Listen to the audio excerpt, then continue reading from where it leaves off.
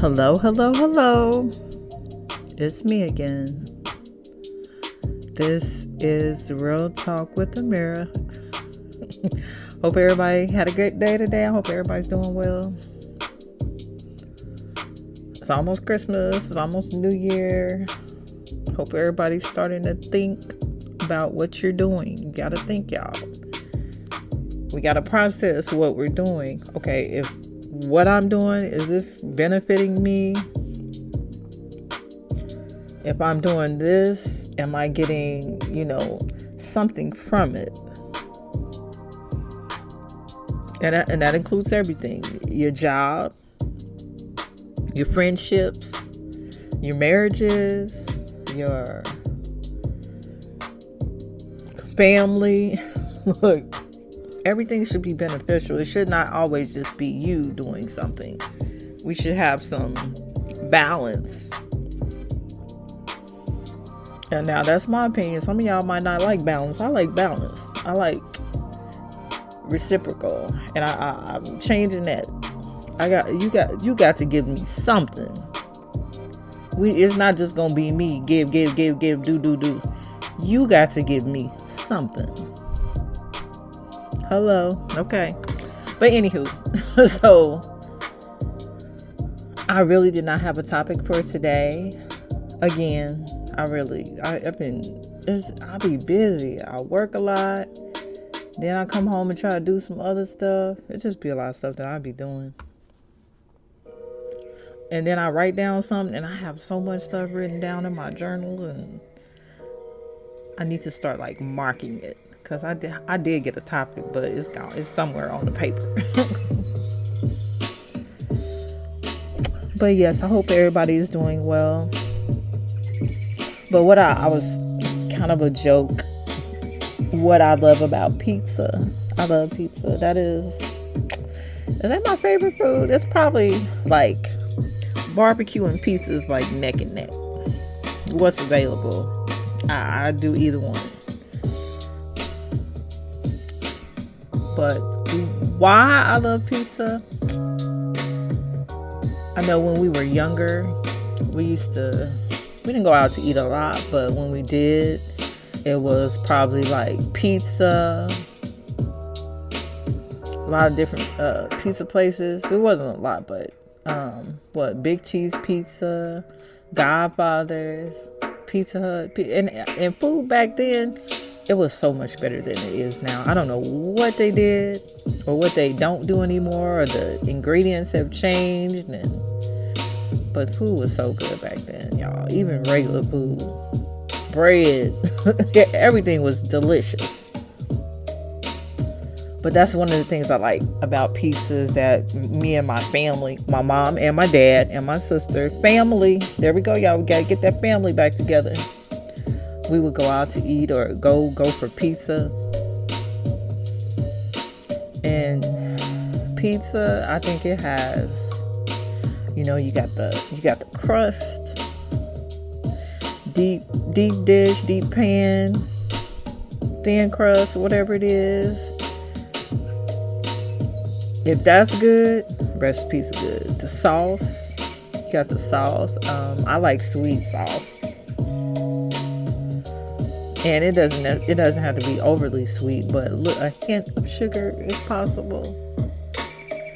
The melted cheese, when you pick up the pizza and the strings are coming out. Love it. Toppings, what do I love? Onion. I love onions on everything, y'all. Everything. I take some raw onion on the side of every meal that I have for dinner. I would. But onions, peppers, pepperoni, Italian sausage, that'll work. I can do all of that. And when they bring it out and it's still sizzling in the pan, oh yeah, I like that. But yeah, I love pizza. I love mushrooms. You can put anything on the pizza pretty much. Spinach, cheese, Parmesan, different kinds of cheese. I'm good with it. But that is one of my favorite foods. Snack, meal, hot or cold. And again, like I said, we would have it as a family. So when you go out, everybody gets a piece of the pie. Family dinner. And yeah, there is really no kind of bad pizza for me. I'm gonna eat it all. But that was just kind of a joke, what I said I was going to talk about. You can't talk about pizza for 30 minutes. I guess you could if you really know about it. I just know it's good. But I did see a couple other people made some suggestions. One of them was seasonal depression or anxiety. And that's a real thing for a lot of people. During the holidays, they're missing their loved ones. They're missing their families. People who have passed away, there's some grief in there. And that can definitely be hard to deal with. And there are even, there are physiological changes, in the atmosphere and vibrations. There's a whole lot of stuff going on when seasons change. It's darker, longer, the time changes, the cold weather, people are not going outside, they're not getting any sun. But that's definitely something that affects a lot of people. Who is at risk? Again, I pulled up an article. Who is at risk for, they call it seasonal affective disorder. They have a name, a term for it. It's called SAD. Seasonal affective disorder is more common in younger people and women. You're also at a higher risk if you have another mood disorder, such as major depressive disorder or bipolar disorder, have relatives with SAD or other forms of depression or mental health conditions, such as major depression or schizophrenia, live at latitudes far north or far south from the equator. There's less sunlight during the winter at these latitudes, live in cloudy regions. So all of that can affect you, where you live, your GPS location, which is, if you think about that, that's kind of amazing. Where you live can control, your mood, your habits, how you feel. What are some symptoms of seasonal affective disorder? SAD. Again, sadness, feeling depressed most of the day, almost every day, anxiety, carbohydrate cravings and weight gain, extreme fatigue and lack of energy, feelings of hopelessness or worthlessness, trouble concentrating, feeling irritated or agitated, your limbs, arms, and legs feel heavy, loss of interest in usually pleasurable activities, including withdrawing from social activities, sleeping problems, thoughts of death or suicide. People who have summer SAD may experience agitation, restlessness, anxiety, decreased appetite, episodes of violent behavior, trouble sleeping, insomnia. So what causes us to have these seasonal problems? Researchers don't know exactly what causes seasonal depression. Lack of sunlight may trigger the condition if you're prone to getting it. Theories suggest we have a biological clock change.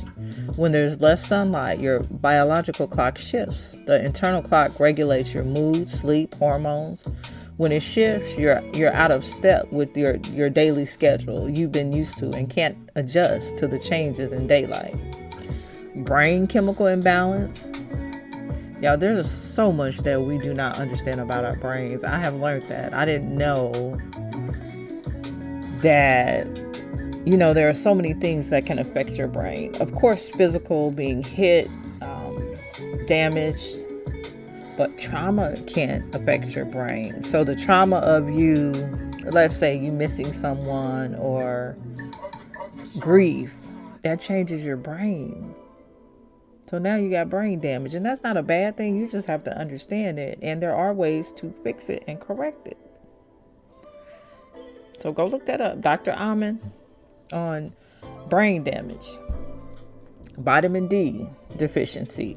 That's from the sun. You get that from the sun. So when you don't have that sun available, where are you getting your vitamin D from? And people say, well, I eat healthy, I do this. There is probably not much of anything in the food you eat. People be like, oh, this is vitamin D enriched. Nope, they grow stuff so fast and so quick now. Not in enriched soil. So there is no way you're getting the vitamins and supplements you're supposed to need unless you do some extra. Vitamin D deficiency. Your serotonin level also gets a boost from vitamin D. Since sunlight helps produce vitamin D, less sun in the winter can lead to vitamin D deficiency. Common sense, y'all. The change can affect your serotonin level and your mood. And I know I be talking about magnesium. Magnesium runs so many functions in your body. It will make you open your mouth. What? Yeah. Magnesium is very important. It relaxes you. It can help you sleep. Those are just two things, but go look up magnesium. See, Google what functions in your body use magnesium. There you go. Heart, muscle. Selenium is also another good one that I have found for me. Puts me in a better mood and relaxes me no matter what time of the day I take it. If I take it early, it gives me some energy. If I take it late when I'm going to bed, then I wake up like feeling free. Melatonin boost. Melatonin is a chemical that affects your sleep patterns and mood. The lack of sunlight may stimulate an overproduction of melatonin. In some people, you may feel sluggish and sleepy during the winter. Negative thoughts. People with SAD often have stress, anxiety, and negative thoughts about the winter. Researchers aren't sure if these negative thoughts are a cause or an effect of seasonal depression. I think we need to, if you're feeling a certain type of way, then you need to start doing something different, because it's kind of going to stay the same unless you start thinking different or getting out, having fun, meeting new friends,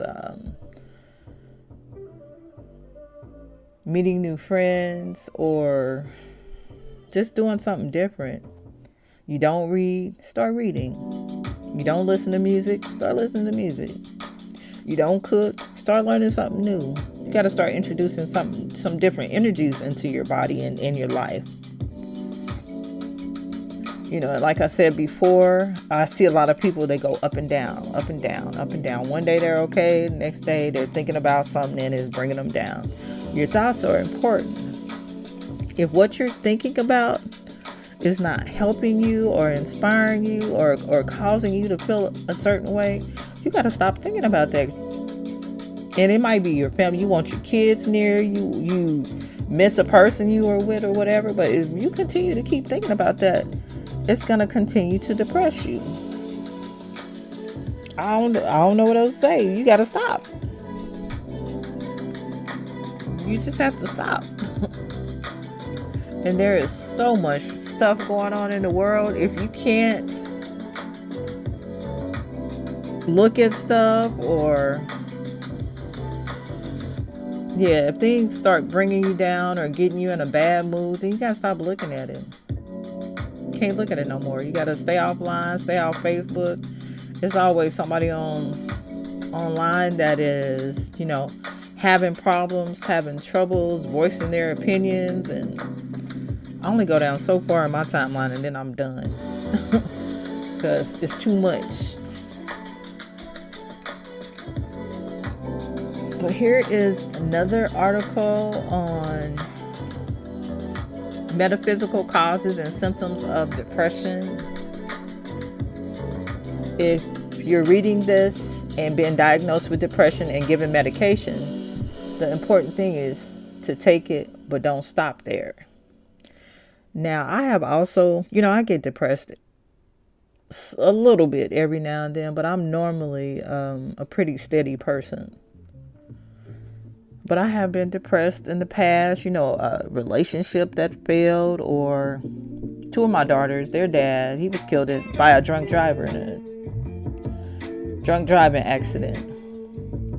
And I did get depressed then, grief, whatever. I ended up going to see a doctor for some anxiety or depression medicine. Look, I don't even know what it's called, but it did help me feel better. Just enough for me to get out of there. Because that's a place. Depression is really a place. And you can't see or get your way out or feel different. But that medication did help me. I don't even remember what it was. And it was only like one dosage or one, whatever he gave me in that bottle. I took that, but that gave me enough light to start feeling better, getting out, but that helped. So don't think that you can't take medication or that medication won't help, because it might help. And that's not for everybody. Everything is not for everybody. But that definitely did help me feel better.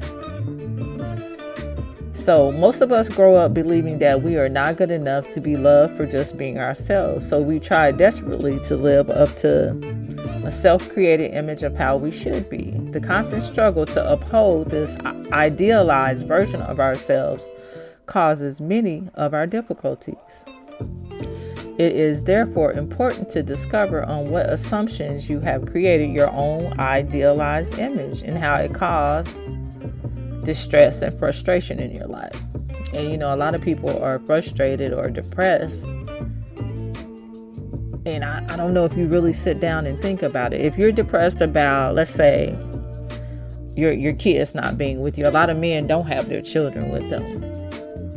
If you're depressed about that, and there's really nothing you can do about it, if you can't go get partial custody or whatever, you're staying depressed for something that's not going to change.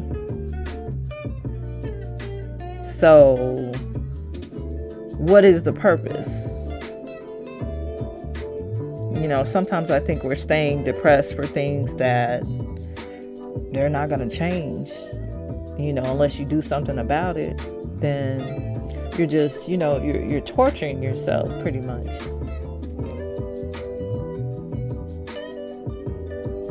And why would I want to stay there? Okay, I can't get my kids, so I'm going to, communicate with them and talk to them as much as possible, love on them when I can.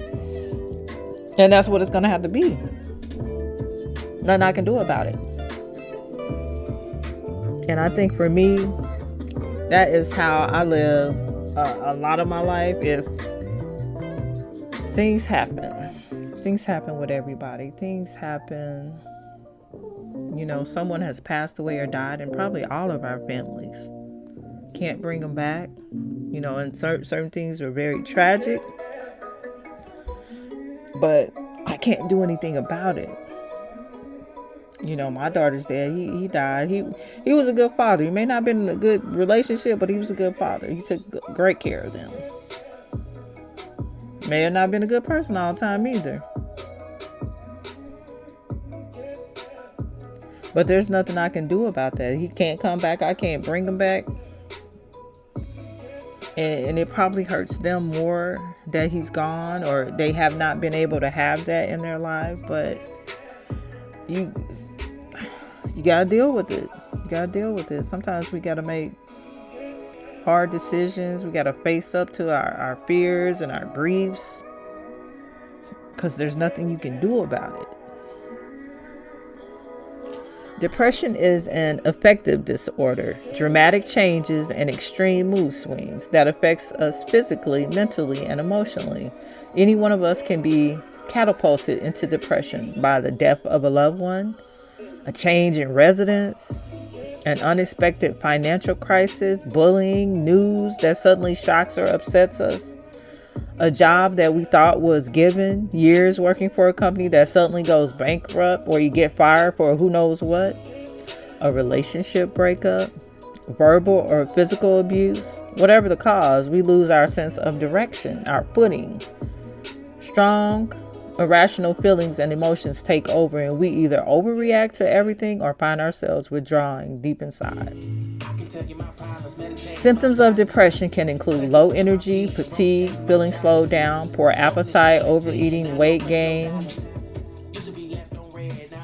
loss, insomnia, or increased sleep, inability to concentrate, agitation, loss of interest, irritability, indecisiveness, feelings of helplessness, hopelessness, and worthlessness, guilt, fatigue, energy loss, headaches, backaches, digestive disorders, inability to perform sexually or decreased sexual drive, and recurrent thoughts of death or suicide. Not all of these symptoms occur in a person who is depressed, but some or many are present. So depression is definitely real. I have experienced it. Like I said, not a lot. I just know, that worrying about things and you worrying is not going to help the situation. You just wasted all that energy on worrying when you should have been thinking about, and these are for things that we can do something about. Of course, we can't bring somebody back to life or, something like that. But for other things, all the energy that you're doing worrying, you could be focusing on problem solving. How do I solve this? What can I do about this? I don't have any money. How do I get some money? What can I be doing? Can I start something here? Can I do this? Can I put myself out here? A lot of us have all these talents. I tell a lot of people, oh, you would be perfect on a YouTube channel. All you do is talk. You talk. Use what you have. Your talents. That's like that in the Bible. Burying your talents. Burying your talents. So you gotta dig them up, put them out there. A lot of us, or a lot of people are like masters at what they do. And and some people they're doing a certain level, but they need to go to the next level. But yeah, a lot of y'all can be doing podcasts, YouTube. There's a lot of places out there you can make money, but you gotta get out there and try it and do it. But I'm almost done. I don't want to go over my 30 minutes still. But yes, y'all, I do love pizza. Barbecue is next, or they like neck and neck. And I have actually learned how to make my own crust this summer. So I am not buying any more pizza crust. I did get some free the other day, and I really was like, I don't think I like these, but I know how to make my own crust now. So that was game changer. But yes, for those of you who are depressed, ask for help, get help. We just seen someone recently take themselves out in the media, who we thought was happy, putting on that face. Get help. Go ask for help. Get medical attention. Maybe if he had got some anxiety medicine, or he would have felt better enough not to do what he did. But get help. If you need help, go get help. There are hotlines, there are doctors, psychologists, psychiatrists. I don't know what the difference is, but definitely get help. If you're that depressed, get help.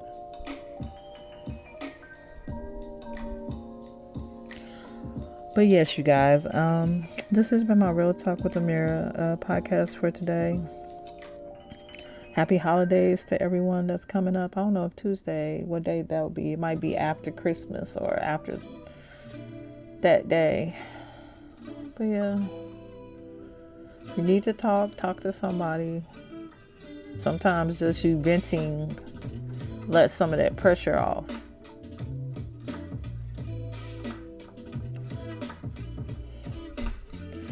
Yes, this is your life. Again, a lot of people I have some people that, they depend on me too much sometimes. But you got to depend on yourself. You got to get out here and figure it out. There's so much information out here too, though. So much information. Just me reading this, you can understand how you're feeling, your emotions, what you can do. Okay, you might be vitamin D deficient. Just go look some information up. We be on Facebook all day. Go get on Google all day. Google all day hangout. Get it.